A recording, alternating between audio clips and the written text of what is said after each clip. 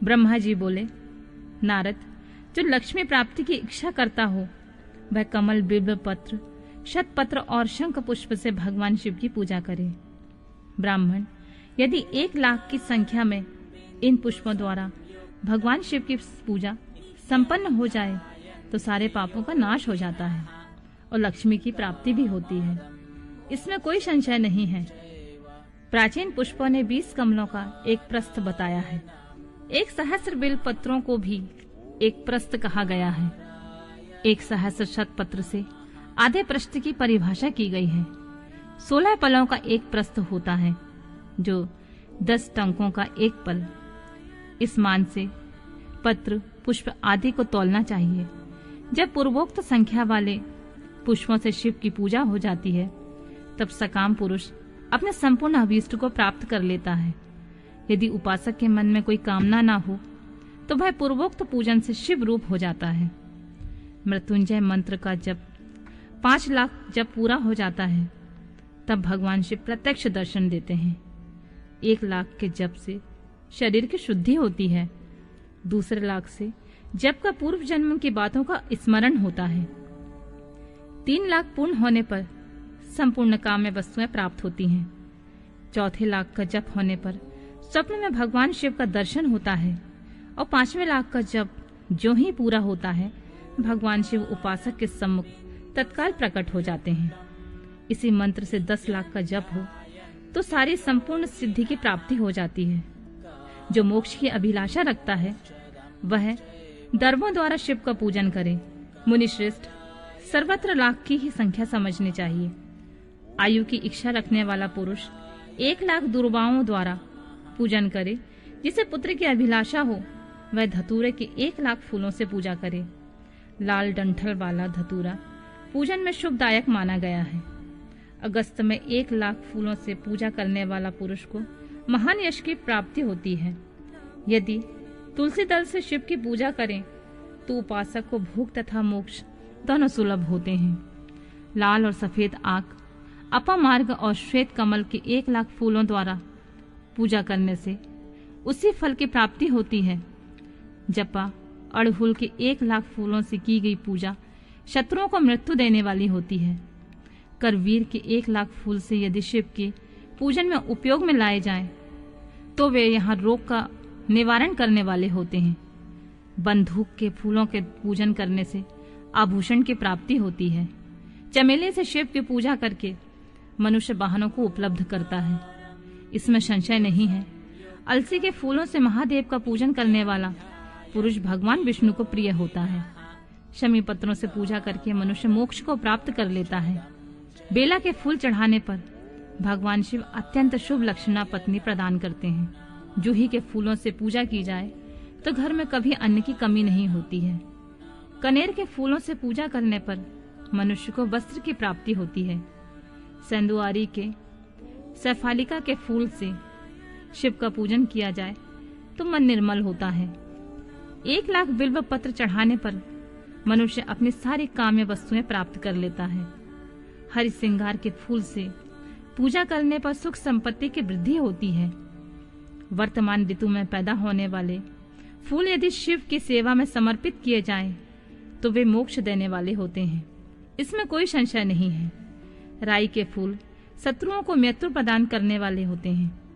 इन फूलों को 1,00,000 की संख्या में शिव के ऊपर चढ़ाया जाए तो भगवान शिव प्रचुर फल प्रदान करते हैं। चंपा और केवड़े को छोड़कर शेष सभी फूल भगवान शिव को चढ़ाए जा सकते हैं। विप्रवर, महादेव जी के ऊपर चावल चढ़ाने से मनुष्य की लक्ष्मी बढ़ती है। ये चावल अखंडित होने चाहिए और उन्हें उत्तम भक्ति भाव से शिव के ऊपर चढ़ाना चाहिए। रुद्र प्रधान मंत्र से पूजा करके भगवान शिव के ऊपर सुंदर वस्त्र चढ़ाएं। उसी पर चावल रखकर समर्पित करें तो उत्तम है। भगवान शिव के ऊपर गंध, पुष्प आदि के साथ एक श्रीफल चढ़ाकर धूप आदि का निवेदन करें तो पूजा का पूरा फल प्राप्त होता है। वहां शिव के समीप 12 ब्राह्मण को भोजन कराएं। इससे मंत्र पूर्वक सांगोपांग लक्ष्य पूजा संपन्न होती है। जहाँ 100 मंत्र जपने की विधि हो वहाँ 108 मंत्रों को जाप का विधान किया गया है। तिलों द्वारा शिव को 1,00,000 आहुति दी जाए अथवा 1,00,000 तिलों से शिव की पूजा की जाए तो वह बड़े बड़े पातकों का नाश करने वाली होती है। जौ द्वारा की हुई शिव की पूजा स्वर्गीय सुख की वृद्धि करने वाली, ऐसा ऋषियों का कथन है। गेहूं के बने हुए पकवान से की हुई शंकर जी की पूजा निश्चय ही बहुत उत्तम मानी गई है। यदि उससे 1,00,000 बार पूजा हो तो उससे संतान की वृद्धि होती है। यदि मूंग से पूजा की जाए तो भगवान शिव सुख प्रदान करते हैं। प्रियंगु कंगनी द्वारा सर्वाध्यक्ष परमात्मा शिव का पूजन करने मात्र उपासक के धर्म, अर्थ और काम भोग की वृद्धि होती है तथा वह पूजा समस्त सुखों को देने वाली होती है। अरहर के पत्तों से श्रृंगार करके भगवान शिव की पूजा करें।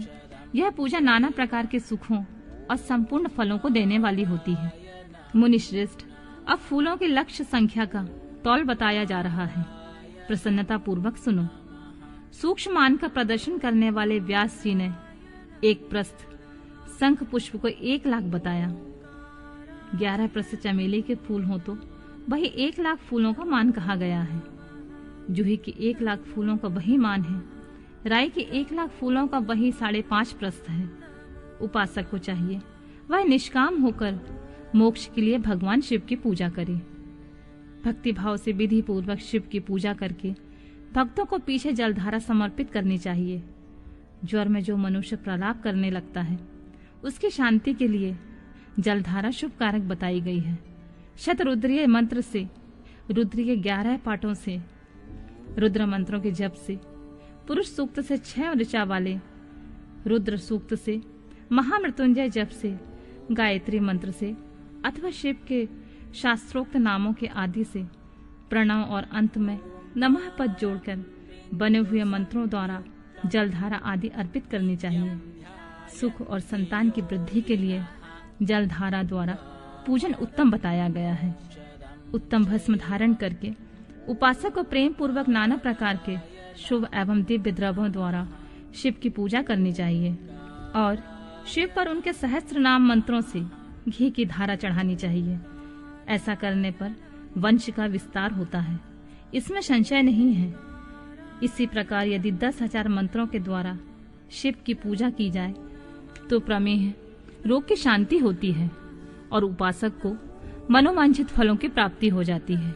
यदि कोई नपुंसकता को प्राप्त हो तो वह घी से शिव जी की भली भांति पूजा करे तथा ब्राह्मणों को पूजन कराए तथा ब्राह्मणों को भोजन कराएं। साथ ही उसके लिए मुनीश्वरों ने प्रजापत्य व्रत का भी विधान किया है। यदि बुद्धि जड़ हो जाए तो उस अवस्था में पूजक को केवल शर्करा मिश्रित दूध की धारा चढ़ानी चाहिए।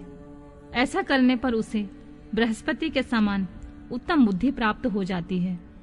जब तक 10,000 मंत्रों का जप पूरा ना हो जाए तब तक पूर्वाक्त दूध धारा द्वारा भगवान शिव का उत्कृष्ट पूजन चालू रहना चाहिए।